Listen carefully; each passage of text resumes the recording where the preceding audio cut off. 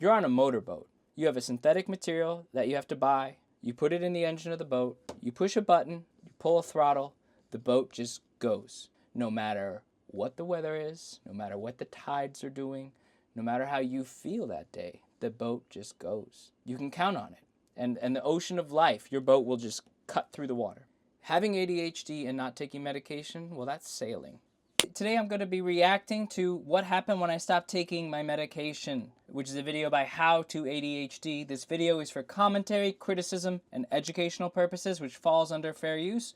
I'll be adding my thoughts, opinions, and analysis throughout the video. If you enjoy this kind of content, be sure to click like and subscribe. I was diagnosed ADHD when I was 7 years old. I took stimulant medications on and off until I was 23. I chronicle my experience in my book, Hocus Focus, because I find it fascinating that we both are really passionate about communicating about ADHD, but in a different way. But in terms of status, she's at a high status and I'm at a low status, so she has absolutely nothing to gain from speaking to me. She only has the opportunity to lose because the conversation might not go well. So I have nothing to offer, so I understand why she completely ignored my emails. That being said, let's not get lost in status. I want to examine this video that she made where she goes off her meds, because the main difference between me and Jessica is I live in a post-med situation. I took the meds for 16 years and I don't take them anymore. I don't know if she still does. She has a lot of actually really good resources when it comes just to self-care and how to manage with a certain kind of attention span in the overwhelming society that we've done created for ourselves as human beings. So check her channel out. That being said, let's now go to Jessica. I'm going to do a reaction video. I'm uncomfortable with this, but I'm going to do something I'm uncomfortable with. We're in react mode. I'm doing a reaction. I'm a YouTuber. Hello, brains. Right out the gate, she says, hello, brains. There's this other thing that happens with ADHD people on medication that's really hard to miss. When they describe ADHD, they describe their lifestyle. Sometimes they're describing the experience of being on medication because there's serious crossover. So one thing she does is she says that ADHDers, which is someone with ADHD is an ADHDer, is a brain, and neurotypical people, who are people who don't have ADHD, are hearts. Hey, I just want to be specific. I'm watching the video now, and when she says hearts, she's referring to people who support people who have ADHD. So it's not necessarily any neurotypical, it's a support system for the brains. I found that on the medication, I was brain-centric. If I had 100 units of human energy, and normally 50 are in my heart and 50 are in my brain, that representing emotion, that representing cognition, is like 80-20, 90-10 in the brain-centric. So I think the medication made me really brain-centric.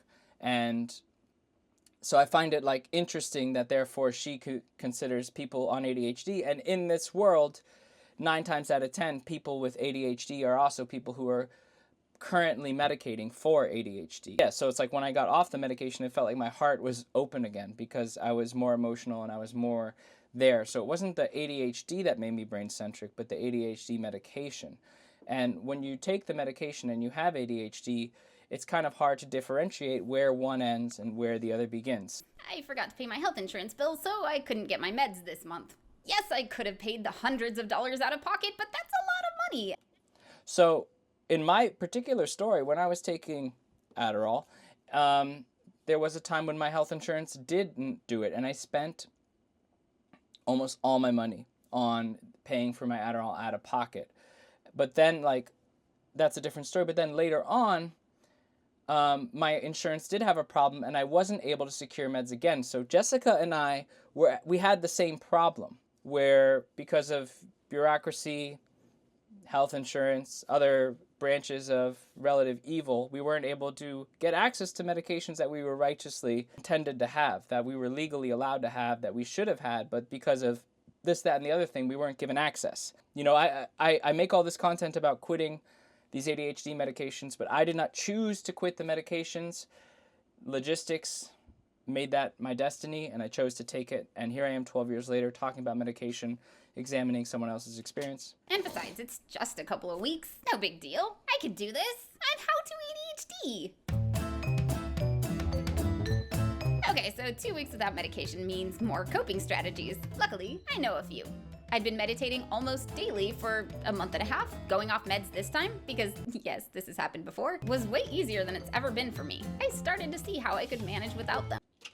This is cool. She's saying that, like, if you're off medication, you can use your coping skills, and meditation is one of those. Being mindful is a way that you can manage overactive or distractible mind without medications. Right on. I kept meditating, even though it was harder to sit still.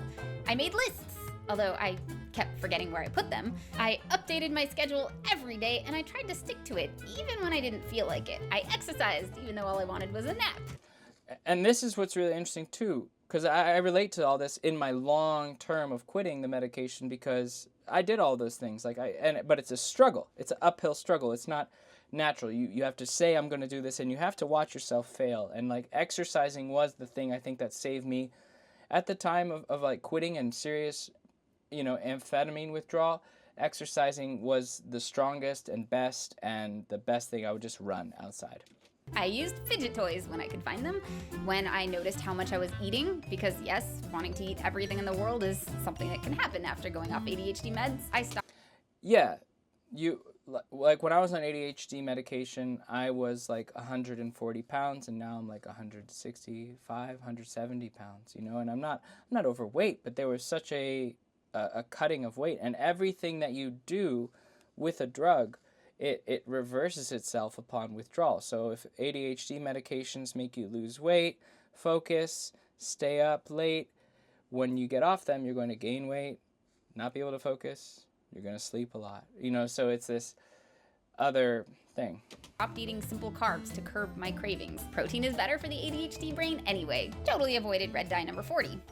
Just in case. And they... Just in case. There are plenty of studies that actually do show that red dye does increase ADHD-like symptoms. It's good to avoid food dyes if you struggle with ADHD and attention.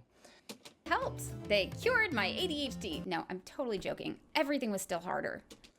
Nothing cures ADHD, not even the medication. The medication doesn't cure ADHD. A cure is something when you have a disease that you take and the disease goes away. So ADHD medication is not a cure for ADHD. It's a treatment. It's something that prolongs the illness or disease or whatever it is. ADHD is more of a condition. It doesn't treat it even at all. It really just kind of manages symptoms. I've been on this path for so long that I don't even know if I have ADHD anymore, because I've put so much acceptance into just I am the way I am, and I take nothing really for it at all at this point. Just live, I have some coffee. When you're diagnosed ADHD, it's kind of this lifelong, burden. So medication or not, you'll never really cure it unless you just feel good in yourself. I don't know how to describe that, really. And writing, organizing my thoughts, nearly impossible. I missed that feeling when the meds begin to take effect, when to-do lists don't seem so daunting, and focusing suddenly becomes easier. She misses the drugs. I miss the drugs too. When I quit them, it's like a part of your identity goes away. Who I was on the medication, still to this day, is a person I sometimes miss. It's harder for me to start projects, and on those medications I would work so effortlessly and for such long hours, and I mean it was such a profound loss that I wrote a book about basically just remembering this time of my life, just to catalog how profound it was to have this feeling and to lose it. So I totally identify with this. Putting on glasses and realizing you can see without squinting. I missed wanting to do something and being able to sit down and do it, because I couldn't. I tried and I really couldn't.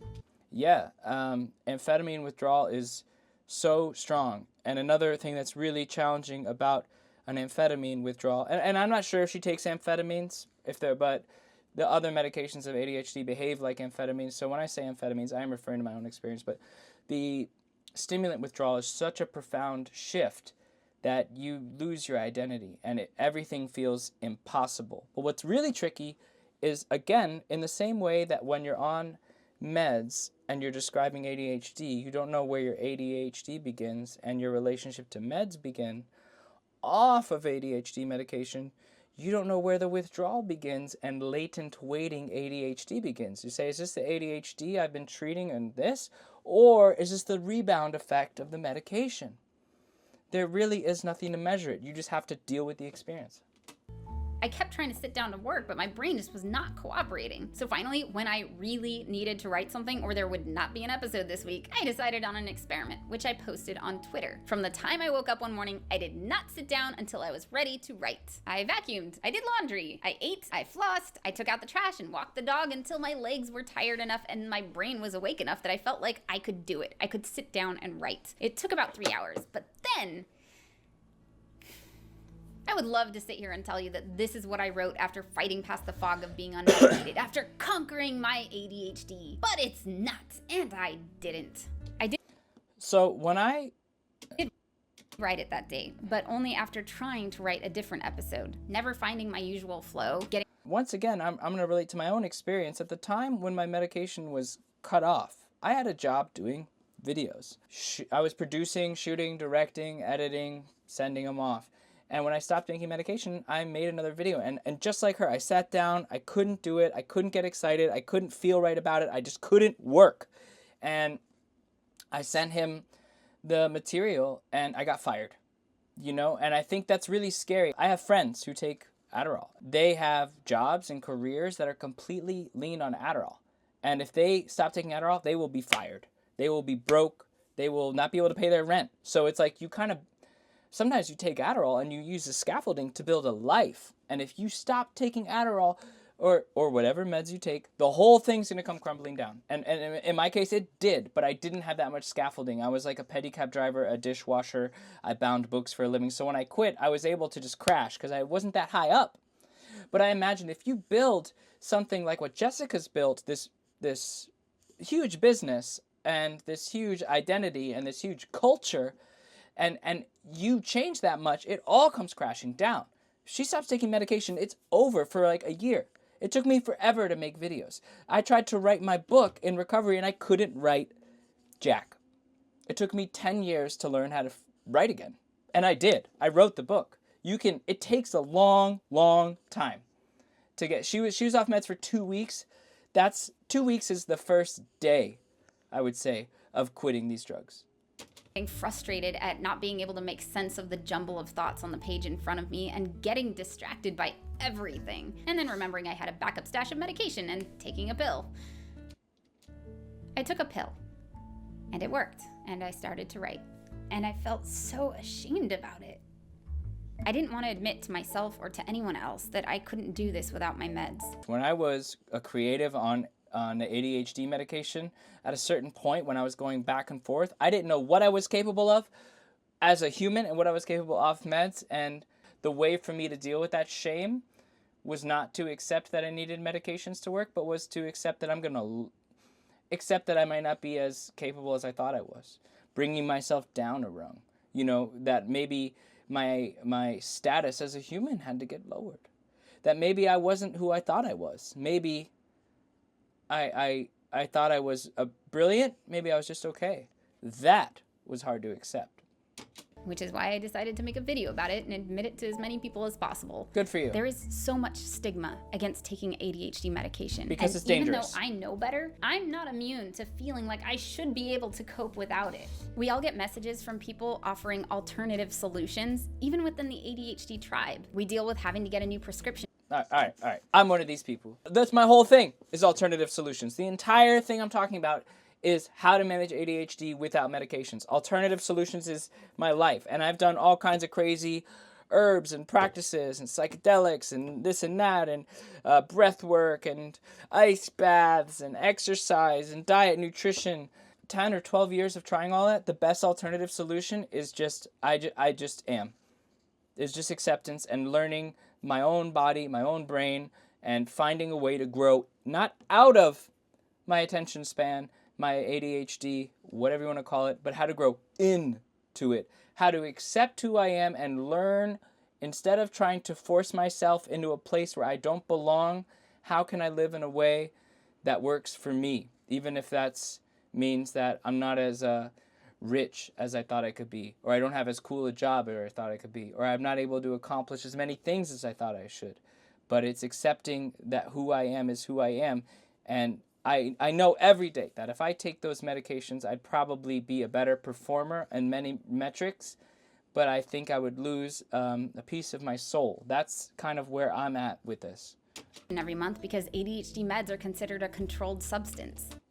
They're a controlled substance because they're high potential for abuse. And health insurance providers make us get special permission from our doctors explaining why we're still taking it even though we're not children. Nobody tells a diabetic they shouldn't use insulin.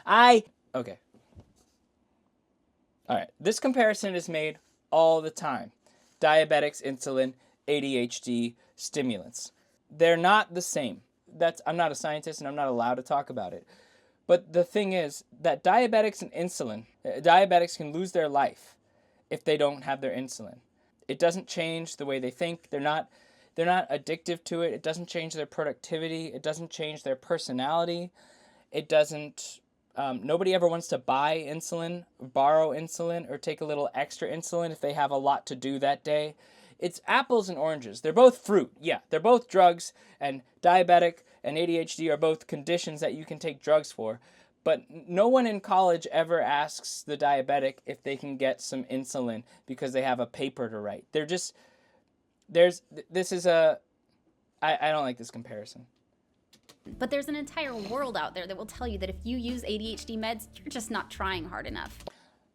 Or should be doing something else instead. Maybe you should be doing something else instead. I had to change jobs. ADHD medications can give you access to a place where normally you don't have access to, but if you lose the medication, you lose the access because you lose that, you become a different person. There's some Jekyll and Hyde Faustian dealing that goes on when you choose to take these medications. And no doubt those benefits are there, but it comes at the sacrifice that they're gone when you stop taking them. That if you still need them as an adult, there's something wrong with you. There's nothing wrong with you if you take them at all. I think you just need, there's nothing wrong, there's nothing wrong with anybody nowadays. That if you give them to your kids, you're taking the easy way out or drugging them because you aren't dedicated enough to find a better solution. This is the case sometimes. I was given them as a child, and it was the first thing we tried. That's all I'll say. So I am here to tell you, it's not true. Medication isn't the whole solution, but if you have ADHD, there is nothing wrong with taking the medication your doctor prescribes to correct the neurotransmitter deficit in your brain. The problem with the medication is let's just say I agree. There is a neurotransmitter deficit in your brain, your low dopamine, right? Taking these stimulant medications is what we would call an overcorrection. It's going to correct it very much, to the point when you have an abundance of dopamine that creates a chemical imbalance in withdrawal, because the body and the brain, they take the path of least resistance. So if your body, your brain realizes that with this supplementation from this drug every day gives you an abundance of dopamine, then the body, in its way, it forgets how to create dopamine the longer you take these medications. So even though you're having this nice quick fix where the problem you have is being addressed, solved, and happily dealt with, it's sort of like if a dog poops on your carpet and you put newspaper over it over and over and over, and the longer you put newspaper over that poop, the dirtier, nastier it's going to get. And, whereas if you just did the rough work of cleaning the poop, it would be clean and you'd forget about it. But now you have to cut out a piece of subfloor and replace the entire carpet. This metaphor is stupid. There's nothing wrong with providing the most effective ADHD treatment available to your kids. She's talking about medication, and there is something wrong. There are dangers to these medications. They're not perfect. They do have risks and side effects and long-term side effects that we've yet to unveil. So, they work in terms of they make you a better student, better employee, they make you happier. They're incredible drugs. They really are. And the truth is that to an extent I miss them, but I've made the choice to, almost as a challenge to myself, live my life without them, even though deep in my heart I do love them and I like them. And there's nothing wrong with choosing not to take it either. Everyone is impacted by ADHD. Everyone's perfect. No one can do wrong. Differently. So there is no one-size-fits-all solution, and anybody who tells you there is trying to sell you something. She sells stuff too. By the way, read my book. Let's not judge ourselves or anyone else for their decisions about treatment. If you choose not to take ADHD medication, don't make those who do feel bad about it. I get accused online of med shaming because I talk about solutions for people who don't take meds.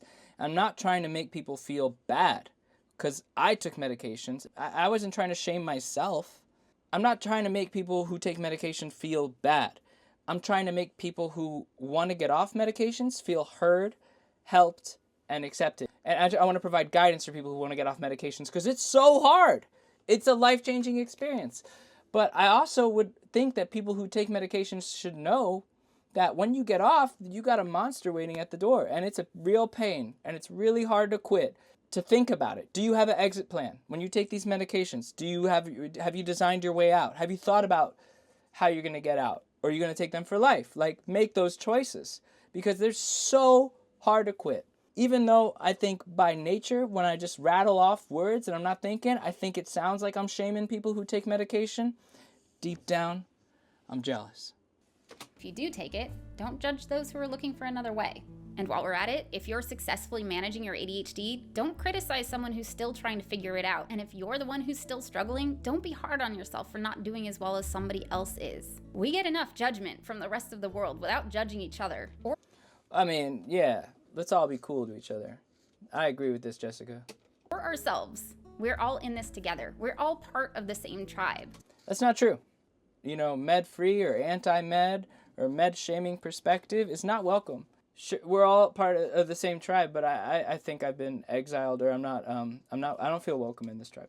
So remember, ADHD is on a spectrum. The severity varies from person to person and also depends on environment and a ton of other factors. So it's totally possible that you do know someone whose ADHD was manageable with diet and exercise alone, and that person might even be you. But I live in the shadow of the productivity I had on Adderall. I can never have that back. And yeah, I do diet. Yeah, I do exercise. Yeah, I just tell myself to stop thinking and just do it. When you stop taking meds, man, you're making a choice to make your life harder and to do it anyways. that doesn't mean it's enough for someone else. And it doesn't mean they haven't tried. Believe me, I have. For 2 weeks. That's it for this week. Please share this video. If you go to R Stop Speeding, and I highly recommend you do if you're someone who is interested in just seeing what it's like to quit ADHD medications, go to R Stop Speeding on Reddit, and you'll see that people, and the timeline for quitting ADHD medications, the minimum is 6 months. The minimum. Most people spend 2 years. It took me several years to feel like I was even capable of functioning. You know, I could only do part-time work. I was getting, like, when you quit these medications, your life gets harder. But over time, it gets better. It gets realer.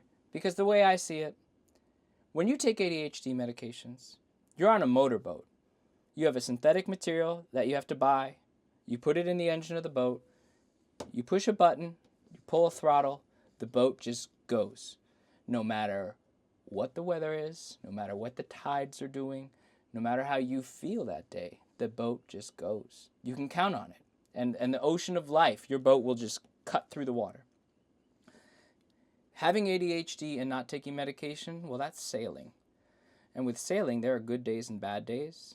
You have a lot to do with how things go. You have to learn how to sail. You have to get the ropes. You have to maintain the ship. You have to fix the ship. And if there's just no wind one day, things don't happen.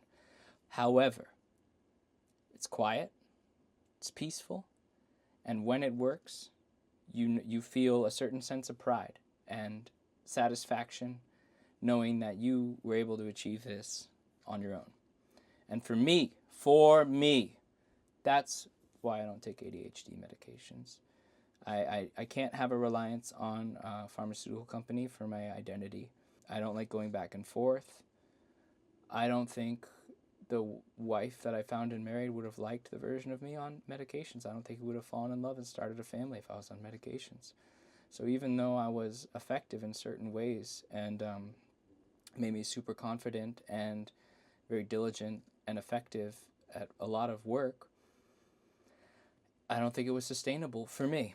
And I'm not saying that I don't judge Jessica. Jessica's not wrong in saying that she needs the medications. I believe that too, and I struggle with that still today. this back and forth. Sometimes I have my days where I say I kind of want to motor on this boat. Some days I just do. And I think that maybe when I reach failures, and trust me, I have. I think maybe, would I have had these failures had I kept taking medication? Maybe not. So I'm not saying that not taking medications will make things thrive. It makes life harder. And life should life be hard is a question. Having a hard life, I think, has made me stronger. And I'm grateful for my struggle. But not taking medications as someone, especially who already has, that is not for the faint of heart. Do I recommend it? No. Do I support? Do I want to provide guidance and support for people who want to do it? Hell yes. That's why I'm here. I'm here to support people who don't want to take medication. I'm not here to tell people to stop taking it, because that shit sucks. Rare that we ADHDers get to hear that it's okay that we need treatment, because honestly, negativity is what goes viral. No, everyone says you can take medication. But sometimes And if I'm being negative right now, probably not going to go viral. No one's going to see this. we need the reminder. I know I did. If you like this episode, subscribe. And if you Ukuleles and xylophones, man. She made that 8 years ago. I don't know how things have changed for her. The reason I make this content is because when I was going through my ADHD medication withdrawal, I felt like there was no one there who understood what I was going through. And I make this content so as if I could go back in time and give it to myself. So if you're going through ADHD medication withdrawal, I know how it might be frustrating to see stuff like this, and it might be confusing, but I just wanted to watch it with you. But I hope it's okay that I reacted to this video, because I have feelings about it. The longer I'm alive, the more I understand life in some ways, and it's okay to take medication. But if it starts to becoming a problem, you should address that. You know, I have a friend who takes medication, and he had told me the other day he was taking like 4 times what his doctor recommends. And I'm thinking, are you telling your doctor that? That's drug abuse, dude. Be honest with yourself. And it's not easy to stop, or 11 or 12 or something like that, since I stopped taking medication. And I still mark it as one of the hardest things I've ever done. And I'm still doing it. Every day I live without medications. I'm living without medications. She's talking about how hard it was with ADHD, but I think she's also not really addressing the fact that it was big time withdrawal. And to really get back to where your ADHD is, that takes several months, especially after years of use. That being said, that's the video. You know, I'm trying to just make videos, not just do the whole green screen and talk about Moby Dick and my feelings too much. But check out my book, Hocus Focus. Follow me on Substack. I write stuff. Follow me here on YouTube. We have fun. I make ADHD stuff. I make whatever I want because